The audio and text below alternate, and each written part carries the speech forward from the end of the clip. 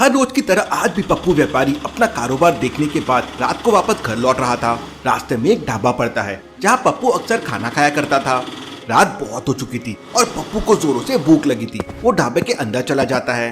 ढाबे के अंदर खाना लगभग खत्म हो चुका था। केवल पराठे मिल रहे थे।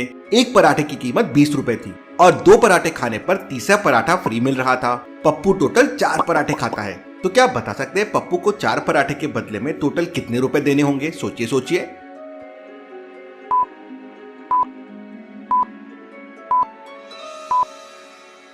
वैसे अगर पप्पू एक साथ 4 पराठे खरीदेगा तो उसे 80 रुपए देने होंगे, लेकिन पप्पू बहुत समझदार था।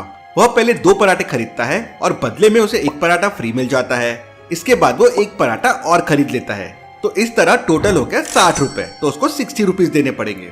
पप्पू पराठे खाकर बाहर निकलता है कि तभी अचानक चक्कर खा के गिर जाता है। होटल का पूरा स्टाफ उसके पास आ जाता है और उसे इधर उधर करता है, लेकिन पप्पू को होश नहीं आता।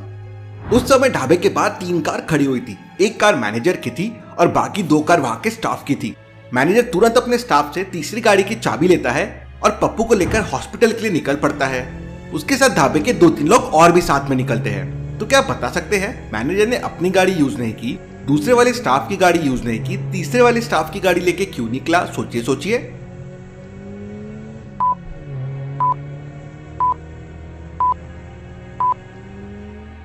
ध्यान से देखिए, मैनेजर की गाड़ी में नंबर प्लेट पर आधे नंबर गायब है और गाड़ी पे बहुत धूल लगी हुई है। इसका मतलब मैनेजर की गाड़ी काफी दिन से यूज नहीं हुई है, यहीं खड़ी हुई है। और दूसरी गाड़ी का एक चक्का पंचर है। इसलिए मैनेजर तीसरी गाड़ी में पप्पू को लेकर हॉस्पिटल के लिए निकल जाता है। हॉस्पिटल पहुंचते ही सबसे पहले डॉक्टर पप्पू की जेब से सारा सामान बाहर निकालता है। पप्पू की जेब में नोटों की गड्डियां और बहुत सारा सामान रखा हुआ था, लेकिन पप्पू मर चुका था। केस की छानबीन करने के लिए जाने माने जासूस डिटेक्टिव मेहुल को बुलाया जाता है।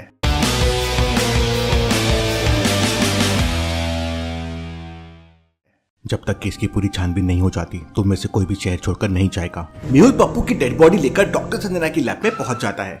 लैब का दरवाजा एक लॉजिकल पासवर्ड से खुलता है। यहाँ 4 बटन्स है। एक पे उल्लू बना हुआ है, एक पे मोर, एक पे कौवा और एक पे तोता। आपको ऑड वन आउट बटन को प्रेस करना है। तो क्या आप बता सकते हैं चारों में से कौन सी बटन ऑड वन आउट है? सोचिए सोचिए।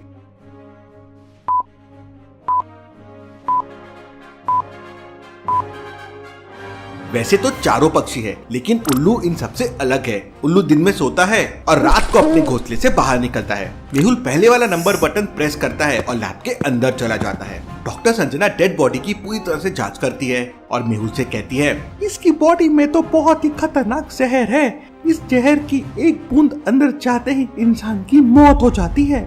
इसका मतलब उसे ढाबे पर खाने के साथ जहर दिया गया होगा। मुझे तुरंत ढाबे पर जाकर पूछताछ करनी होगी। मेहुल अपनी गाड़ी से ढाबे की तरफ निकल पड़ता है। शहर से ढाबे तक पहुंचने के लिए 3 रास्ते थे। पहला रास्ता शहर के बीचों बीच से होकर जाता है, लेकिन वहाँ पे बहुत ज्यादा ट्रैफिक होता है। दूसरा रास्ता थोड़ा शॉर्टकट है, लेकिन वहाँ पर पुलिस की चेकिंग होती है। तीसरा रास्ता बहुत ही लंबा है, लेकिन वहाँ पर कोई ट्रैफिक नहीं है। तो क्या आप बता सकते हैं तीनों में से कौन सा रास्ता मेहुल के लिए सही रहेगा? सोचिए सोचिए।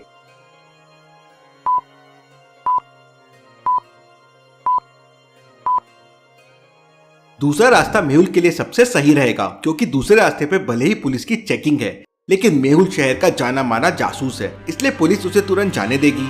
मेहुल दूसरा रास्ता लेके ढाबे पे पहुंच जाता है। ढाबा बहुत ही लग्जरी था। वहाँ पे सभी जगह सीसीटीवी कैमरे लगे हुए थे। मेहुल सारे सीसीटीवी कैमरे चेक करता है। पप्पू व्यापारी के अंदर जाने से लेकर बाहर जाने तक के सभी वीडियो ध्यान से देखता है, लेकिन कहीं पर भी मेहुल को कोई गड़बड़ दिखाई नहीं देती। मामला कुछ और ही है। मुझे दोबारा से डॉक्टर संजना की मदद लेनी होगी। बॉडी को अच्छी तरह से चेक करने के बाद डॉक्टर संजना मेहुल को बताती है कि पप्पू व्यापारी को जहर दिया गया है, लेकिन जहर उसके खाने में नहीं था। मेहुल कंफ्यूज हो जाता है। मामला कुछ ज्यादा ही सीरियस लग रहा है। एक तरफ डॉक्टर कह रही है कि पप्पू को बहुत खतरनाक जहर दिया गया है, जिसकी एक बूंद से इंसान मर जाता है, और पप्पू ने आखिरी बार उस ढाबे पे खाना खाया था, तो फिर उसे जहर कहाँ दिया गया होगा? मेहुल दोबारा से उसी ढाबे के सीसीटीवी कैमरे चेक करता है, तो इस बार उसे एक क्लू मिल जाता है। तो क्या आप इस वीडियो को देखकर बता सकते हैं मेहुल को इसमें क्या क्लू दिखाई दे रहा है? सोचिए सोचिए लॉजिकल आर्मी।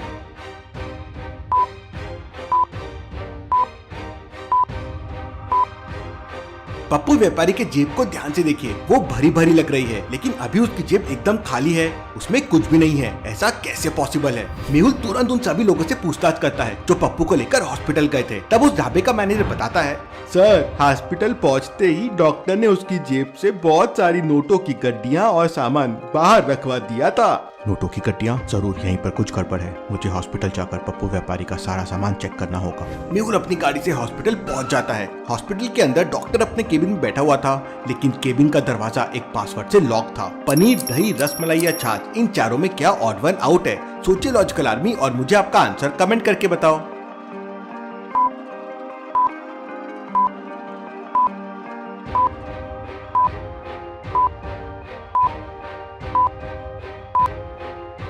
वैसे तो ये चारों दूध से बनते हैं, लेकिन रसमलाई को छोड़कर बाकी तीनों चीजें बनाने के लिए दूध को फाड़ना पड़ता है। मतलब रसमलाई ऑड वन आउट है। मेहुल रसमलाई प्रेस करता है और केबिन के अंदर चला जाता है।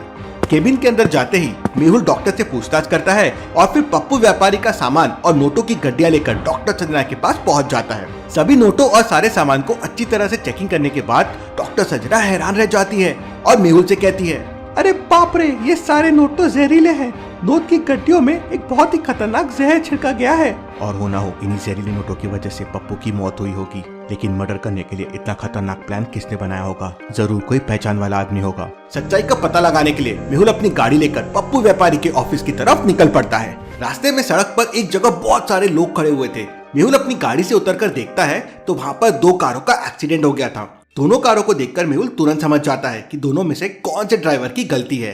लेकिन क्या आप समझ पाए लॉजिकल आर्मी? ध्यान से सीन को ऑब्जर्व कीजिए और मुझे आपका आंसर कमेंट करके बताएं।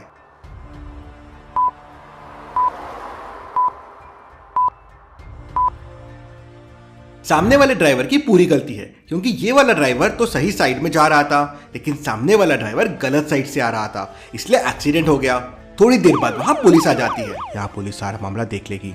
इस समय मुझे अपना केस देखना चाहिए। पुलिस के आते ही मेहुल वहाँ से निकल जाता है और पप्पू व्यापारी के ऑफिस में पहुंच जाता है। ऑफिस में इस समय 3 लोग बैठे हुए थे। मेहुल वहाँ पूछताछ करता है तो उसे पता चलता है कि पप्पू व्यापारी के मरते ही ऑफिस का मैनेजर वहाँ से गायब है। जरूर मैनेजर इस मर्डर में मिला हुआ है। मुझे सबसे पहले मैनेजर को पकड़ना होगा। मेहुल मैनेजर के घर का एड्रेस पता करके उसके घर पहुँच जाता है। मेहुल घर के अंदर जाता है और एक बूढ़े आदमी से पूछताछ करता है तो वो आदमी कहता है कि मुझे कुछ भी नहीं पता है।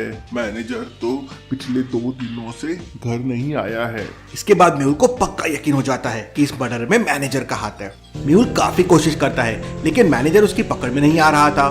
इसके बाद मेहुल खुफिया एजेंसी की मदद से मैनेजर का मोबाइल ट्रेस करवाता है तो पता चलता है कि इस समय मैनेजर एक होटल में छुपा हुआ है। मेहुल होटल में पहुंच जाता है और मैनेजर को पकड़ लेता है। पूछताछ करने पर मैनेजर अपना जुर्म कबूल कर लेता है। सर, मुझे बहुत परेशान करते थे, दिन रात सबके सामने गालियां देते थे, तो मैंने उनके कल के कैश में जहर मिला दिया जिससे वो मर जाए और ढाबे वाला फंस जाए। मेहुल उसे एक जोरदार थप्पड़ मारता है और पुलिस के हवाले कर देता है। Case solve, detective Mehul rocks.